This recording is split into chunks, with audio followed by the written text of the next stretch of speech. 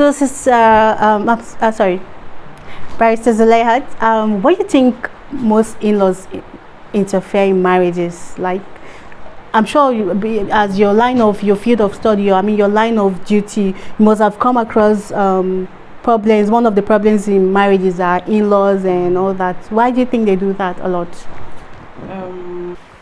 Like you rightly said, one of the things that causes marital conflict or leads to the end of a marriage is interference by in-laws.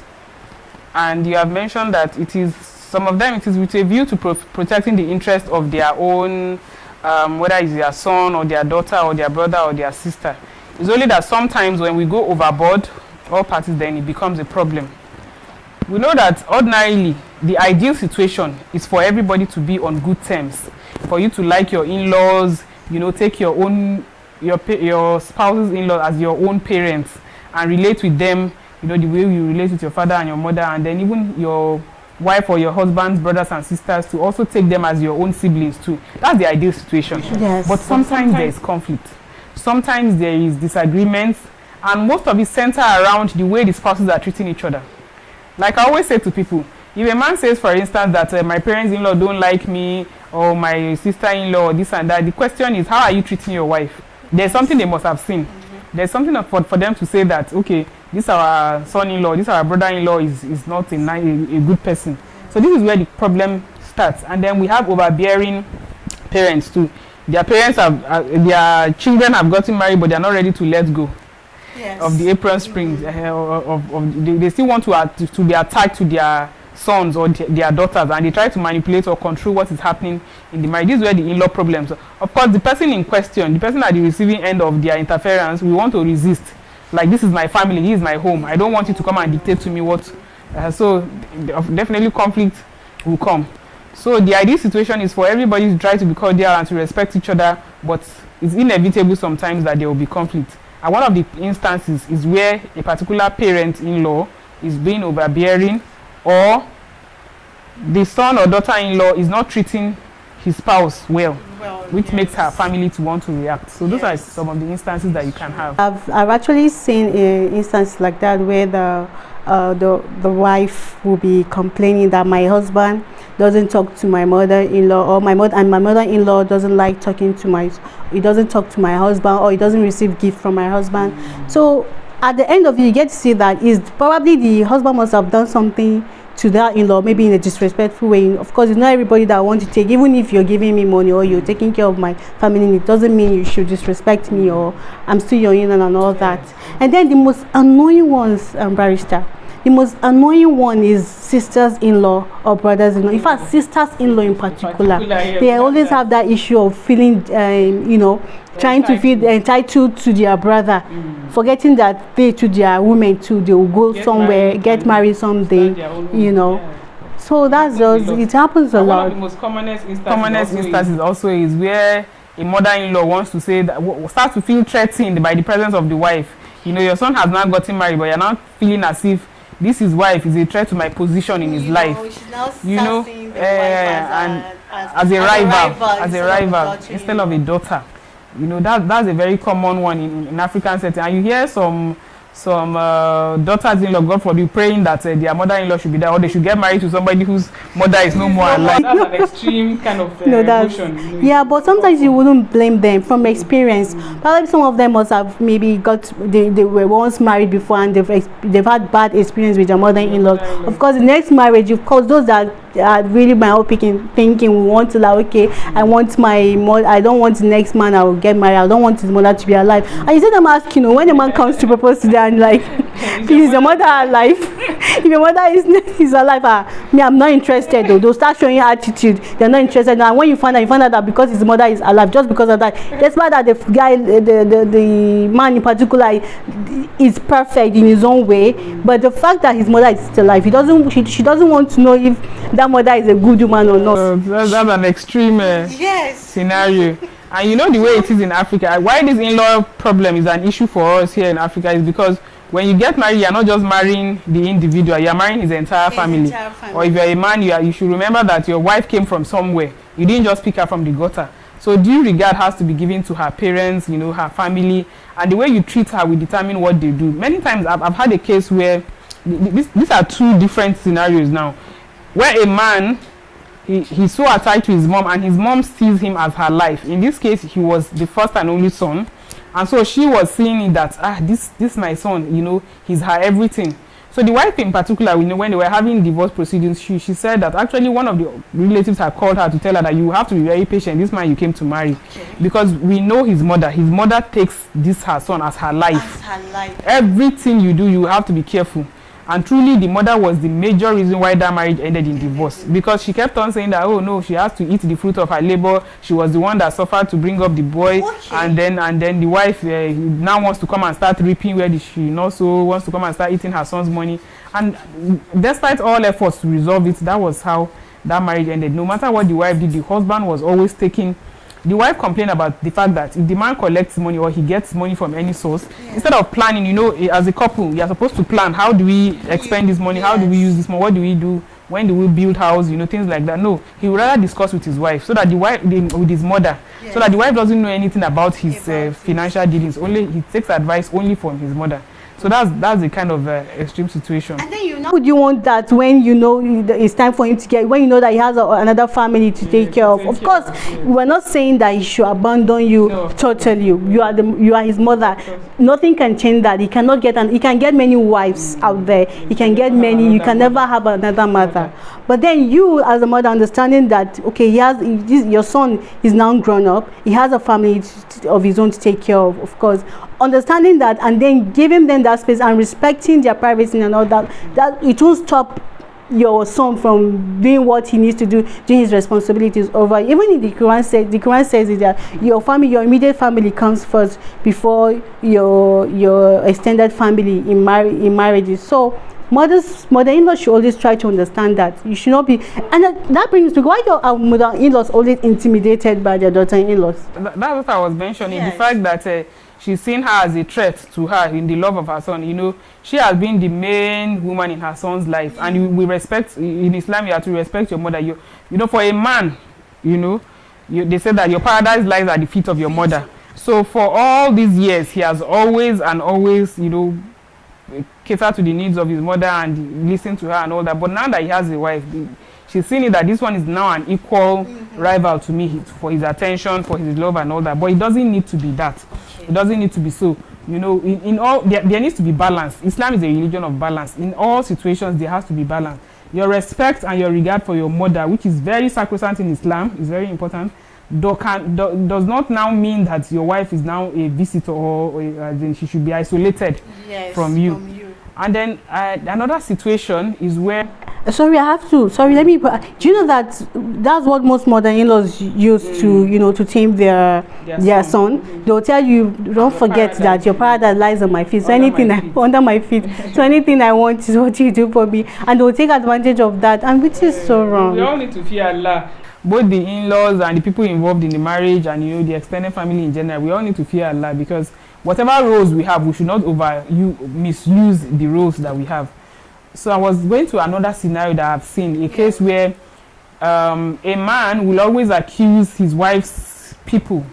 There was this instance where the man was saying that it was his wife's mother that was the problem of their marriage, and I asked, in what way? He says that, you know, the wife's mother is a controlling woman. She wants to control his home the way she has controlled her own husband. I said, in which way did he? He said, you know, because he said that because she is the only wife in her husband's house, and she has controlled the father-in-law so much. The father-in-law is just one quiet person and all that. So she's teaching her daughters to control him like that. He will never accept it.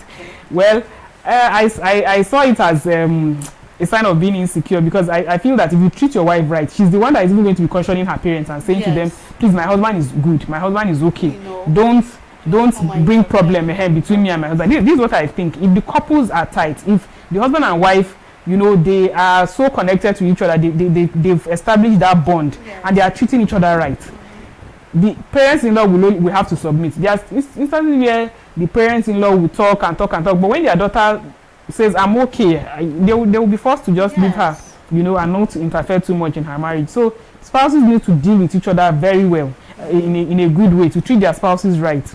Treat your husband or your wife right. There's also the situation where the wife herself, you know, is not giving due respect to the husband and is allowing her family to disrespect him. You know that, you know, for men and women, our obligation in Islam, there's a way it's different. For a man, we talked about his paradise being at the feet of his mother. But for the woman, your first duty or obligation is to your husband after you marry. Yes. Before to your parents, but after you marry to your husband, you have to try as much as possible to balance it in a way that your parents do not make you to mistreat your husband. Yes. We have seen instances like this. We need to create that balance. It has to be, one has to be very diplomatic. Marriage is not for people that don't have much wisdom. You have to have wisdom. As you grow in marriage, they say it's an institution, it's a school you continue to learn from. You have to also grow in wisdom, in maturity. If you are not mature, that's where you see somebody that will sit down, his sisters will come and beat up his wife, you know, and pack her things out, you know. It shows that the man is not mature. Yes. It shows that the man is not mature. Or as a wife, your brothers treat your husband anyhow, disrespect him. You know, I was talking about a story that was trending recently on social media that I saw. A popular Nigerian actor, saying Toby, was said to have died, and they said part of the reason that led to all the health challenges he has was the fact that his wife was rich, and then her family were seeing him as a gold digger, disrespecting him, maltreating him. They would slap him and all that. Her brothers would come into his house and do what he likes, and he was very bitter about it, which eventually led to their divorce. He was not allowed to see his children. His health deteriorated up until the time he died. And I felt very sad, you know, reading that. It just shows that the wife allowed her people, you know, to manipulate her marriage and all that. She didn't give the due regard. So this is where there are many dimensions of this in-law problem.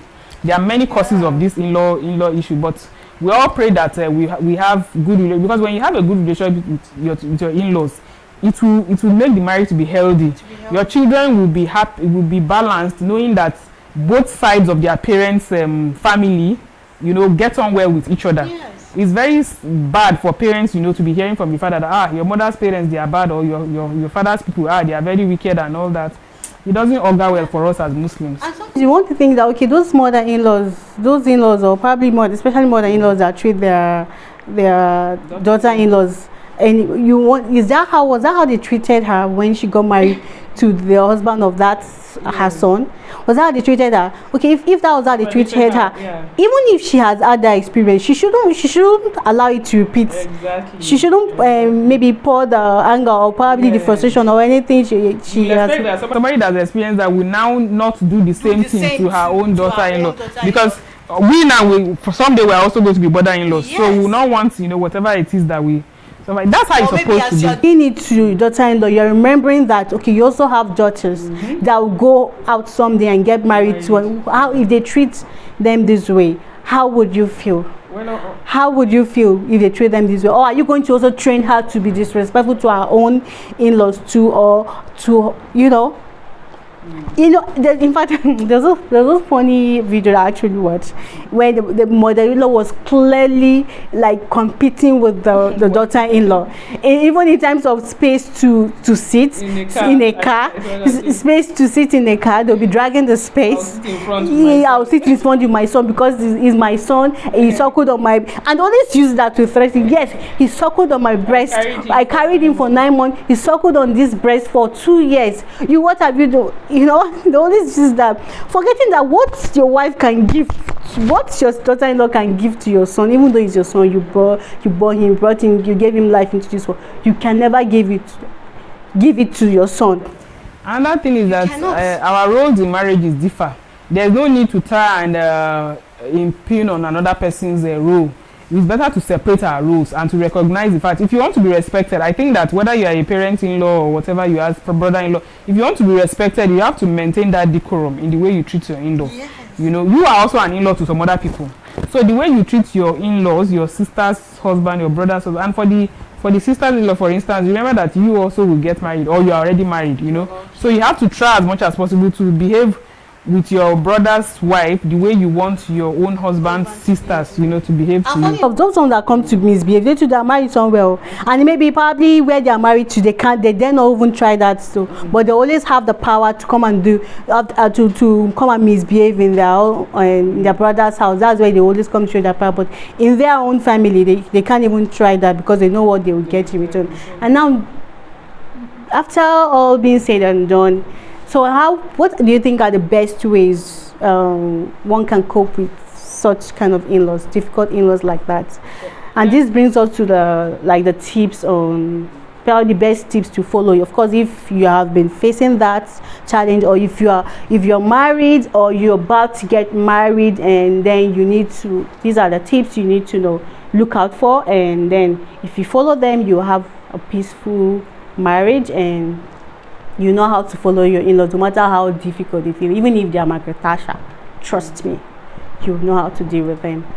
One of the things you mentioned in the beginning was something Muslimen said about the reasons why people have where there are problems in marriage. He talked about where a husband cannot stand up for his spouse, and where you're not ready to make sacrifices and you don't protect your spouse. Part of it, this is for the spouse whose family are maltreating his partner, is to protect your spouse from all that. Where you see that maybe they are disrespecting or trying to try and protect them. And then if you are also getting that negative attitude from your in-laws, to ask yourself if you are treating your wife or your husband properly. Yes. Respect is reciprocal. I used to say it, I said even if we don't understand each other's language, even for cases where you have, intertribal marriages can be very challenging because you are coming from two different backgrounds. Even if it's a case of a rich family, a poor, married into a poor family, even if it's one tribe married another tribe, one race, a different race, a white man married. The important thing is that even if we don't understand each other's languages or each other's cultures or tradition, we all understand the language of respect. Yes. I always say this, everybody understands the language of respect. If you treat people cordially, there's nothing wrong if, as a man, you and your wife's brothers and sisters become tight like siblings. I've seen that happen, and it's a very beautiful relationship. Or you and your parents-in-law, they are just like your own parents. Or you as a woman, your mother-in-law, and I'll quickly say this, it's something that I always consider myself lucky. They say you need to count your blessings. One of the things my mother-in-law does is that she can call you for 1 hour and she will just be praying for you, just be wishing well for you. She will just keep on praying. That's the kind of mother-in-law that, because all she wants is for you to be happy with her son. And she realizes that if you are happy, her grandchildren too will be happy, her son too will be happy. So she doesn't want anything that will make you sad, and so she will always want to beg you, to appeal to you. I've even seen this happen too, where if a man has problem with his wife, his people will even take the side of the wife. He's their brother, he's their son, but because they know maybe the kind of person he is, or they recognize that this woman is a good man, we don't want to lose her. So they will always try to make her happy. So it's all, there are families like this, and may Allah bless them and increase them in wisdom. It's very important. Whichever side of the divide you are, whether you are the spouse or you are an in-law to and some other people, is to treat everybody with cordiality and with respect. It's a very good thing in Islam, where you maintain. If we look at our best example, we always have to turn back to the Prophet's life.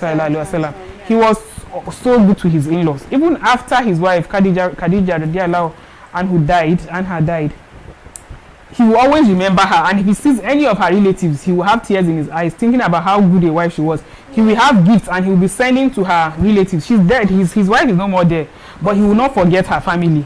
He will be sending gifts to them, and always try to be good to whoever was associated with her.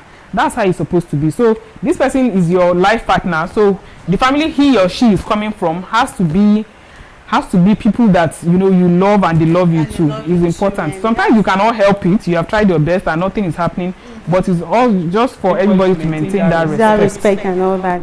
And also another thing one needs to know in order to keep a very good relationship with your in-law is when you always voice out to your partner whenever you feel discomfort, because keeping it in mind, is just causing more harm than good to you. But always voice anywhere you feel you're not comfortable with whatever attitude probably your in-law comes to display in your house, maybe if they come to visit and all that. Always try to let your other spouse know about it, and then it's what you don't like, so that you both you trash it out and everybody live in peace and life continues. And then some in-laws also come and want to stay. If they come, they don't want to go back to where they come from, probably feeling more comfortable where they are than where they are coming from. In that instance, you as an in-law, or probably if it is the son-in-law, try to go back to where they're coming from, make that place comfortable for them. so that if they come, they won't have any excuse to want to, like, okay, I'm not comfortable where I was, or I am comfortable more here. And if it has to do with maybe money you pay, and they want to come and paying school fees or anything, you can always send your school fees to them instead of them coming to your own, if you know they're going to cost you harm and all that thing. Need their privacy. Yes, I think because the couple need their privacy. Yes. I think this one is an offshoot from our culture. You know, our culture as Africa, where somebody just feels, okay, it's my brother's house, so I'm leaving the village, I'm coming to stay in the city for an indefinite number of time. But you know, in Islam, one of the things that we have to avoid is issue of I've seen where a woman, she wears her full niqab and everything and hijab, but she's forced to live with about 3 or 4 grown men who are her brother's relatives, and they have no plans of going anywhere. So for all the duration of her marriage, you know, she has to always dress properly and all that. But in Islam, the Prophet ﷺ said that the brother-in-laws are not supposed to come and live. If it was possible, what the brother should have done is to provide another accommodation for them, so that his wife will have that privacy. You know, it's not easy. Yeah, third-party interference can be very problematic. You can see. So in-laws have to try as much to deal in a very diplomatic way with their brother or sister's spouses. It's very important. Yes. And live peacefully with your in-law is when you set boundaries from the onset. This is what you're comfortable with, this is what you want, this is what you tolerate in your house, and this is what you not tolerate. When you set that boundaries from the onset and you let them know that, okay, fine, these are your rules in the house, definitely no want to come and want to disrupt that rules, or maybe want to go against those rules, because if he does that, he or she knows that he's doing that at his own risk. I think that's, like, if you agree with me on that. It's for the one who has the family to set these boundaries. Yes. For somebody to set the boundary that you cannot come to my home, for instance, and disrespect my wife. Yes. Or for a wife to make it clear to her own people that you cannot come and misbehave where my husband is, that kind of thing. So those boundaries should be set by the person who has the troublesome family. Troublesome family, of course, yes. You know, like I was saying, like that that scenario I was talking about, to the extent that they frustrated that girl. They frustrated her to the extent that she even lost her baby, and that was when it was done on her that this family truly didn't like me. All our effort to make the family love her, even mother-in-law, sister-in-law, all of them always gang up against her, feeling that it's their brother's house. Yes, they made the place so toxic for her that she had to just leave. And it was when she left the house, because her mother came and took her away. When she left the house, that was when the husband's eye became clear that, so I mean, it's actually his mother and the sister that have been the trouble of that have been the problem of the house, and he started fighting back to get his wife back, which was too late and difficult. And at a point, he had to just throw his mom. And you know, sometimes they do that. They feel okay if they go against their mom.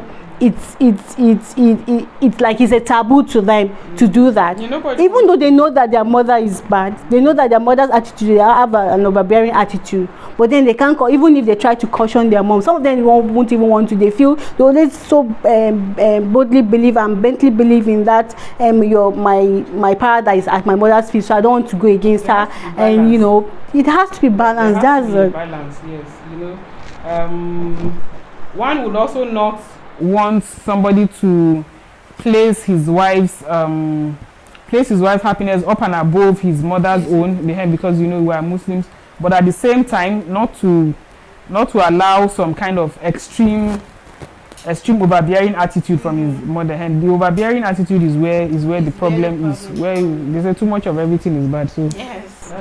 Well, thank you very much for that, and I think we've come to the end of today's edition of Sisters Talk.